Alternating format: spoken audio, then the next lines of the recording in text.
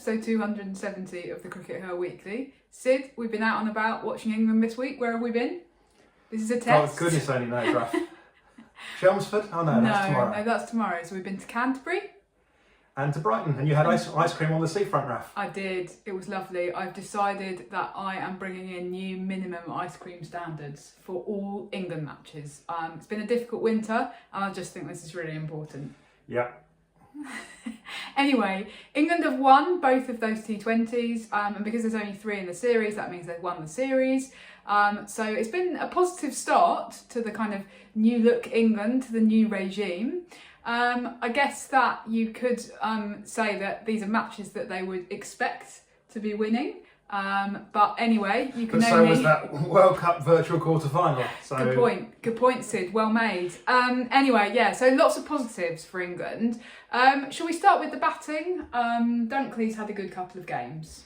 Yeah, overall there has been that little bit of a new coach bounce, haven't they? England have looked a bit more sprightly and lively and sort of happy, and you know, there's been more of an atmosphere of positivity. The batting, yeah, Dunkley. Can I just say it would have been harder to have an atmosphere of less positivity. Sorry, given where they were starting from. Anyway, sorry, I interrupted you. How rude of me. Yeah, so Dunks had quite an interesting time in the T20s in the Women's Ashes, didn't she? And she did score a load of runs. Yeah. I think actually there has been a little bit of change in Dunkley's approach, because the approach in the Ashes yielded a lot of runs at a very high strike rate, but it was extremely high risk. It was kind of close your eyes and swing for the skies. She's kind of dialed that back a little bit, but she's still scoring runs at a decent pace. So I think that she's gone a little bit, you know, she's taken that John Ball thing and she's dialed it down a bit, you know, and that maybe that's going to be Lottie Ball, Raf. It's just slightly less extreme than John Ball. No, Lottie Ball is just, let's play the ball that's actually being bowled at me, rather than the ball that I think that I would like to be bowled at me. But the point is, I think there has been a slight change of her approach from once, but she's been positive. Okay, I think obviously Nat Sciver-Brunt scoring that 50 in the second game, I feel was quite important as well. Yeah, she needed to do that after getting a duck in the first game, didn't she? I mean, that's the thing with the new captain. The worry always is with a new captain that they'll come in and the burden of the captaincy will be too much, and then their form will take a nosedive. You know, and you see it so often in cricket because there is so much pressure on the captain in cricket. Yeah, I mean, I think she needed a big score and she got one. Specifically for Nat Sciver-Brunt, there have actually been some rumblings, which I think are a bit unfair, about the fact that Sophie Ecclestone isn't in the squad and isn't playing because she was told, well, you haven't played enough domestic cricket. Now, obviously, Nat hasn't played any domestic cricket. I have to say, the ECB would be in extreme legal hot water if they tried to say to somebody who'd been on parental leave, which you're legally entitled to, that, sorry, you can't play for England because you haven't played any domestic cricket while you've been on this maternity leave. So the laws around this are some of the strictest in the world in terms of what you're allowed to do, and you're just not allowed to do anything that even hints at demoting somebody while they've been on maternity leave. Exactly. So that just wouldn't have flown. But for Nat's kind of personal, as you say, her sort of personal association with being captain and needing to probably feel that she wanted to be contributing, it was good to get those runs. I think that she's probably put those question marks about should she be playing, having played no domestic cricket, completely to bed. So I think that was important, even though they weren't really valid from a kind of legal perspective. That's positives with the bat. It's been a bit of a new look bowling attack as well, hasn't it? Well, this is where we saw our spring surprise. We saw Arlott come into the team. Now, when a new player comes into a T20 squad, often what you see, you know, and not just in England, but in selections all around the world, is that they'll sit on the bench for a couple of games, and then if the team are 2-0 up, they'll get a run out in the third game. Whereas Arlott has played both the first 2 games, and so has Izzy Wong actually. Yeah. Let's deal with Wong first. I think she's been competent. And I think that's important. Yes. That's important because the last time we saw her playing in a full England shirt, she bowled one of the worst overs probably the worst over I've ever seen anyone bowl in an international game. She bowled 4 wides and a couple of no balls, and it went for about 20. This was against Sri Lanka at Chelmsford, and then Heather Knight decided to bring her on for another over at the end, so that's nice. It was just a bit of a disaster. I think that she's maybe her place is potentially at threat, especially when Eccleston comes back in, whenever that might be. But she's been competent, and that's probably quite important psychologically for her. Yeah, I mean, it was very much the same as the one that we saw on the England data. I mean, she was fine. She didn't do anything terrible. And she did pick up a couple of wickets, but they weren't great balls. I mean, I watched the highlights, and the commentators on TV were like, "Oh, it's a wonderful slower delivery. It's really foxed the batsman." I was like, it was not a great slower delivery. It was a slower delivery, but it was going way down leg side, and the batter followed it and hoiked it to a fielder, and then the same batter did exactly the same thing. Okay, well, there has been some issues match. with the West Indies batting. We'll come to that in a minute. Okay. I mean, I guess also Wong's not currently bowling in the power play, so that's perhaps an indication of where she sits in Lottie's new pecking order, whereas Arlott was asked to bowl in the power play in that second game, was initially going to be given 1 over, and then ended up bowling 3 overs in the power play, because in her first over she got the wicket of Hayley Matthews, which is a not insignificant event, given that Matthews was basically in game 1 it was England versus Hayley Matthews rather than England versus West Indies. So yeah, it's been a great start to international cricket for Arlott, hasn't it? Well, yeah, I mean, she's just maintained rhythm and maintained the plans. And the great thing about the Hayley Matthews wicket was the ball before, she'd been smashed before, but she didn't let that phase, so she just carried on, repeated the plan, and it came off. And that's very much what she's been selected to do. And she's not the kind of player that's going to bowl, the spectacular magic ball that sometimes Lauren Bell can bowl. But she is going to give you that consistency, and maybe that's what England need to kind of pair up with Lauren Bell. We always thought for years that it'll be Freya Davis doing that role, didn't we? That Freya Davis would be the very kind of metronomic, consistent one, and then Lauren Bell would be the one bowling the magic balls that had a little bit more leeway to kind of fling it in and have a little bit of inconsistency as a result of that. But maybe that is what England needs, and maybe that's Lottie's plan. I mean, is this Lottie's, is this what she thinks is her current best 11? Well, probably not, because you'd think that she thinks her best 11 contains Sophie Eccleston.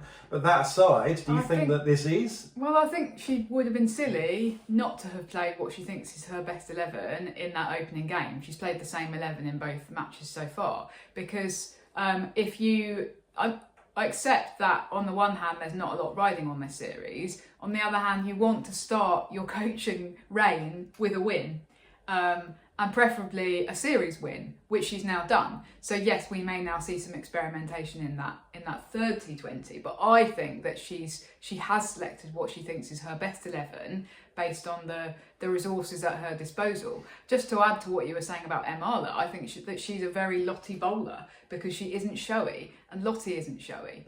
Lottie was never about spectacular. She was always about being really good at what you do every game, and that's what Arlott offers you with the ball, I think. Mm-hmm.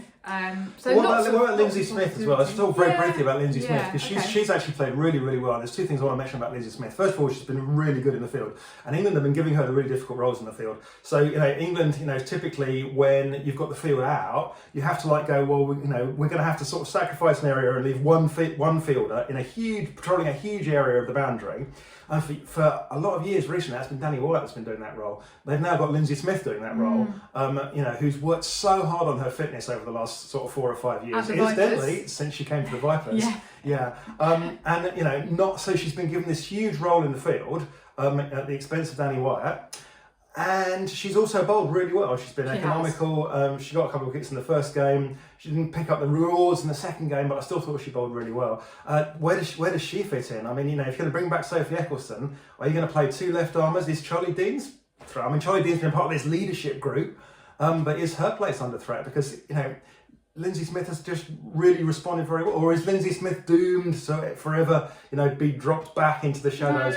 I don't think so. I think Lindsay Smith is a very Lottie type bowler, perhaps because she spent quite a long time working with her at the Vipers.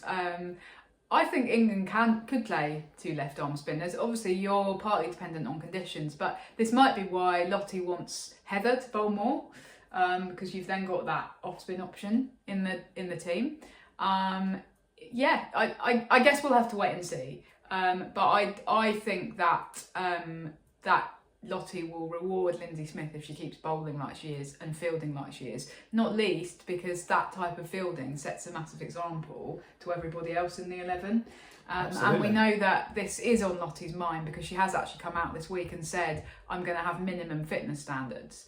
And fitness and good fielding are very heavily related, despite having previously said, I don't really want to talk about fitness. And I think that, she actually said, that's the F word in a press conference. But she said that in a year's time, they're going to be bringing in some minimum fitness standards. So she is thinking about this. And so I think that somebody like Lindsay Smith doing those things in the field is quite important in terms of kind of Lottie's overall plan for this England side and where she wants to take it.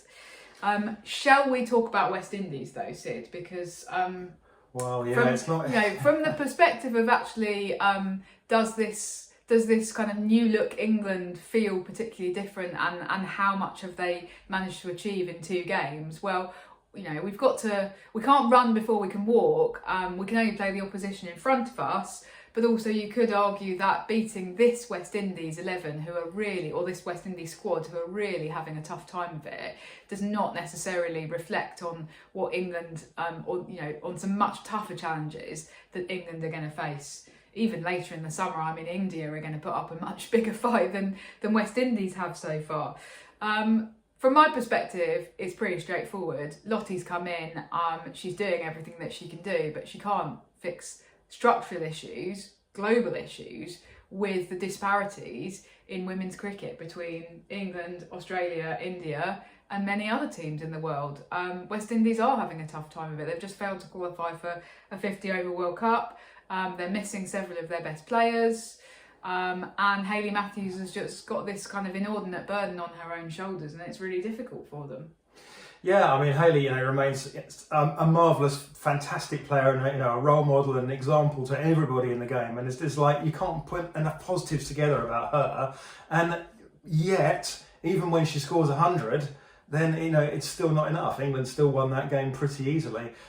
Because nobody is backing her up at all, and there are a couple of players in that team like Joseph and Taylor that can occasionally do it, but they're both definitely players that will. If you look at the numbers, they've got sort of similar batting numbers over the last few years to Sophie Ecclestone, and Sophie Ecclestone can afford batting numbers where she'll get a number of runs every 12, 14 innings. She'll hit 40 off 30 balls. And that's fine because she's the best bowler in the world, and then those runs are bonuses.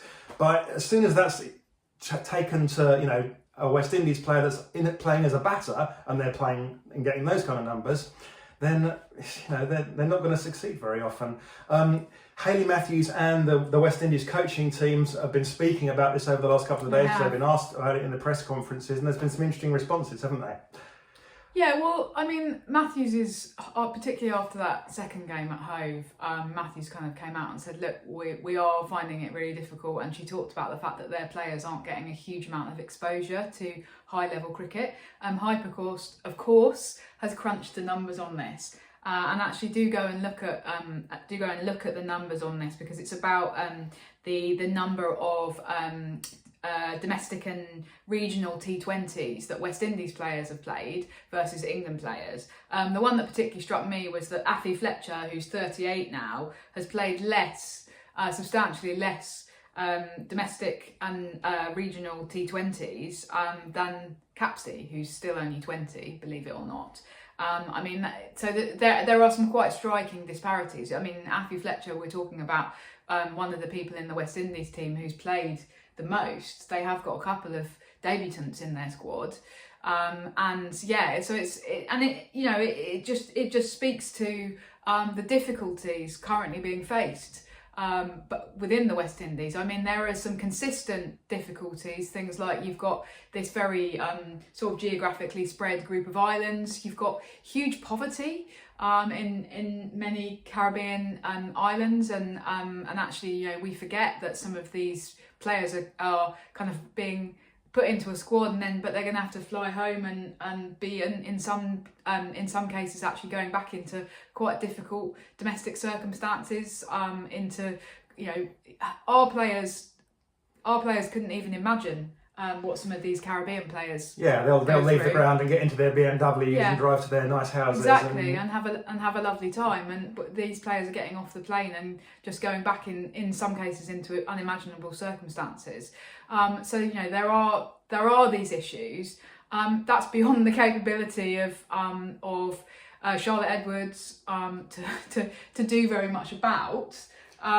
But is it beyond the capability of cricket to do something about it? No, but it's an ICC issue, right? I mean, Women's Cricket blog, Martin Davies wrote an article about this, basically saying that the game at Hove was not a great game of cricket, which he's right about, and we should all be concerned about that. The ICC should be concerned about that, because if they want to be developing women's cricket as a commercial product, then they should be worried about these bilateral matches just as much as they should be worried about World Cups, because people will be turned off from women's cricket by uncompetitive matches like the one at Hove. The ICC, it comes down to redistribution of wealth ultimately. If the West Indies Cricket Board had a bit more money, then they'd be able to actually start investing in proper pathways for the women.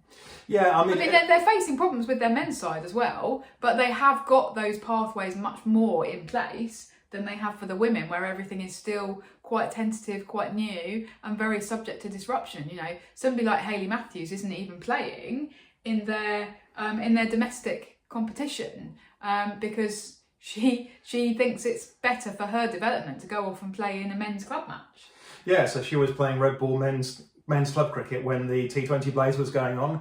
I kind of got mixed feelings about that, because I can understand why she did it. She probably wants to play some red ball. The West Indies have got a couple of tests coming up, so it was an opportunity to do that. And she probably enjoys going back into that club environment. It's a club environment where she grew up, where her father used to play, where her brother plays in the same league. It's probably nice to play in a team where you don't have everything resting on your shoulders as well. I just can't imagine the strain. So I understand why she's doing that, but it's obviously the trouble from the West Indies perspective is that reduces the quality of the T20 Blaze competition even further. Yeah, that means that the people that are playing in the Blaze aren't playing the best of the West Indies women, because the best player is off doing something else. So it's a bit of a dilemma, and it's a pity that dilemma exists. Yeah, absolutely. I can understand how we got here, but we need to get out of it somehow. Yep. Okay.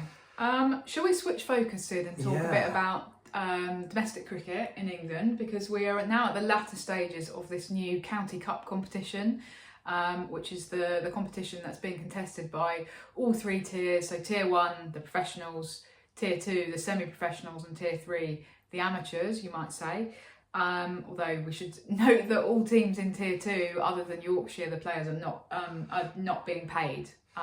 So that's important. Anyway, the semi-finals and the final will be played at Taunton on Monday, so tomorrow, and we have ended up with an all Tier 1 finals day. So the first semi-final is Surrey v Warwickshire, the second semi-final is Lancashire v the Blaze. So one of those four teams will come out on top. So has the County Cup done what it said it was going to, Sid? Because we've got an all Tier 1 final. I think it has. I mean, I think ultimately the power of the Tier 1 teams has come out. Yorkshire were the only Tier 2 team to beat a Tier 1 team, and they beat Essex, who are really struggling at the moment.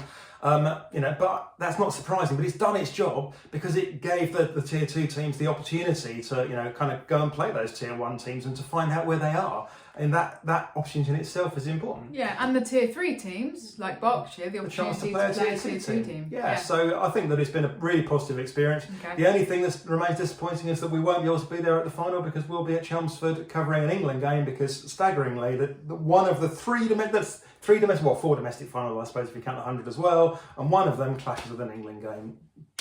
Yeah, I just don't understand that, especially as there's no kind of top level cricket today, Sunday. So why couldn't they have played either finals day today or the England game today? Yeah, I mean, there was supposed to be a men's test going on today, wasn't there? But I mean, maybe they didn't want to clash with the men's test. I don't care about men's cricket, though. Sadly, they do. I was just trying to offer an explanation. Okay, yeah, I know, but I think that's frustrating, because it suggests that they're prioritising the men's cricket fan base over the women's cricket fan base, and I just find that perplexing, because they're not. These aren't the same. These are not the same people necessarily. Not all the same people, anyway. Anyway, so that's frustrating, but I suppose it's shown the gap a bit between tier one and the rest. That's to be expected. We want to talk about so I know that you have strong feelings about an issue that's emerged in relation to the County Cup this week, Sid. Yeah, so we've got Essex. You mentioned Essex there. Yeah, so they're about to be saved for their last campaign, aren't they? Because what's happening? They're getting a big boost because Lauren Winfield-Hill is coming down to Essex. She's going to be an honorary Essex girl for a few weeks.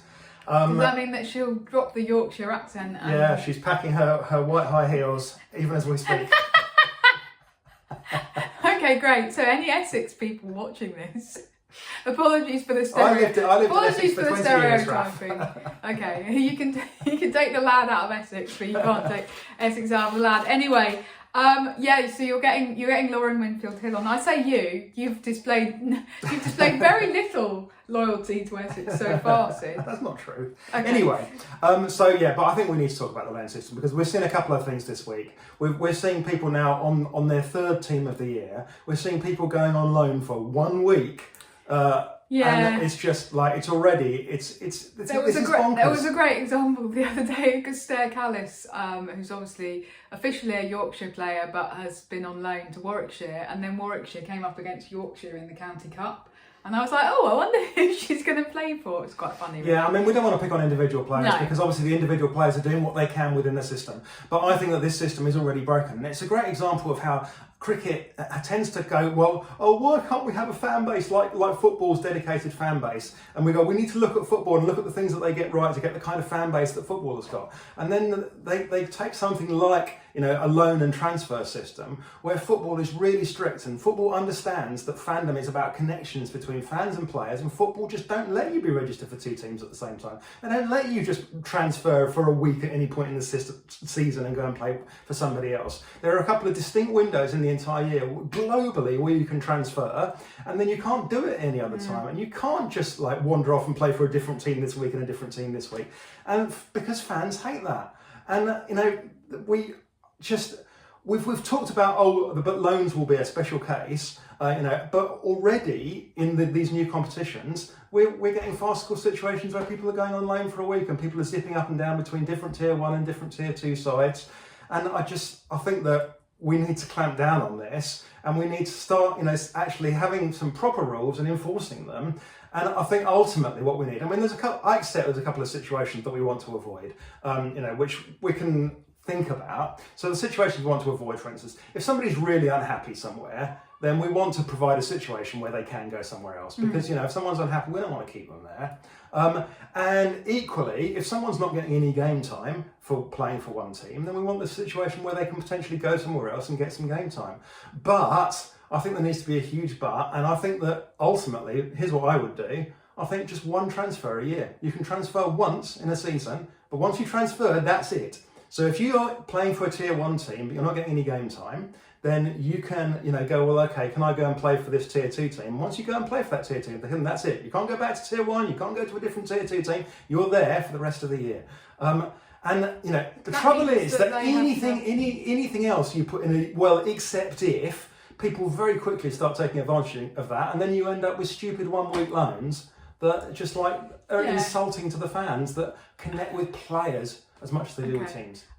That's my rant over. It's a really interesting point. Obviously, one of the issues is that the ECB are providing the tier 1 teams with the money to fund a certain level of contracts, aren't they? So if it's a contracted player you're talking about shifting around, then that would need to be negotiated with the ECB as well in terms of where the money goes.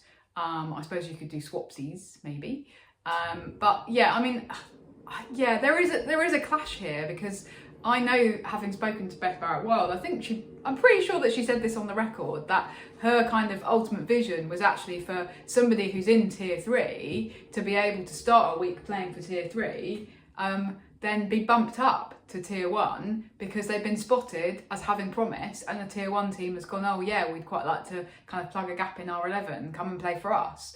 And that's a lovely vision, because it's a lovely vision for those that potential player who gets sort of plucked out of obscurity and then joins a tier 1 team. But you can still do that under my vision. Yeah, but the trouble with having things so open like that is it's people, as you say, kind of flitting back and forth, and that then you've got a clash between those lovely ideas about all of the tiers working together in harmony versus the kind of integrity of the competitions actually.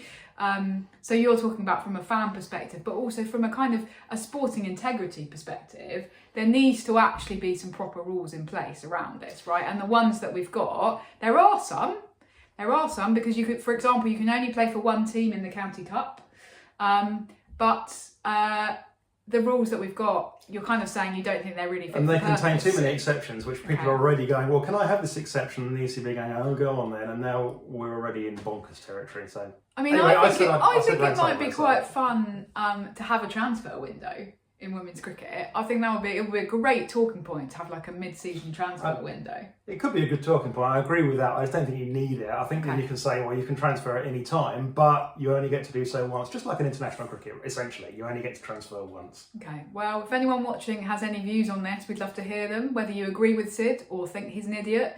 All views welcomed. Sorry, Sid. You're not an idiot, of course.